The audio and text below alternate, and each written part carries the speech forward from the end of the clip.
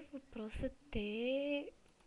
В смисъл, тя не ми го написа, но да, какво мисля за нея. За Цветомира, т.е. ами, тя е едно много миличко, сладичко, добричко същество.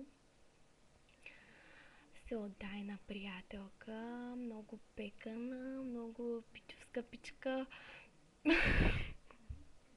Много пичовска, но е пак много. Добре, много ще ме се смееш, знам.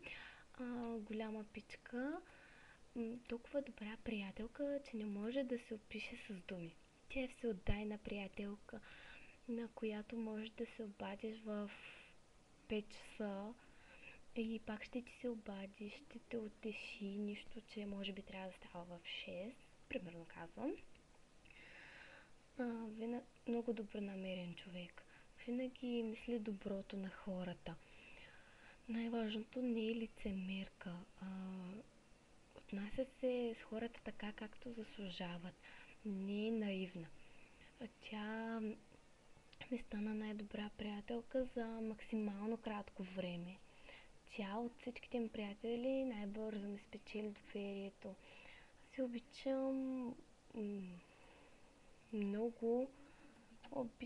Ако и кажа обичам те много, ще прозвучи слабо. Обичам я безумно, ужасно, много и много, много, много, много, много. И благодаря и за всичко, което е направила за мен, което прави и ще прави за нататък.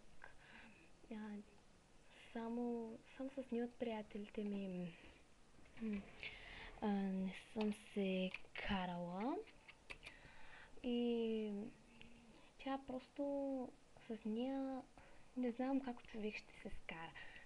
Толкова миличко и добричко същество, че не може да се опише с думи. Тя е неописуема. И пак ще кажа, обичам я прекалено ужасно много, повече отколкото можете да си представите. И да, мисля, че това много ме кефи, слънце. Обичам те страшно много. Помня това и винаги ще съм те, въпреки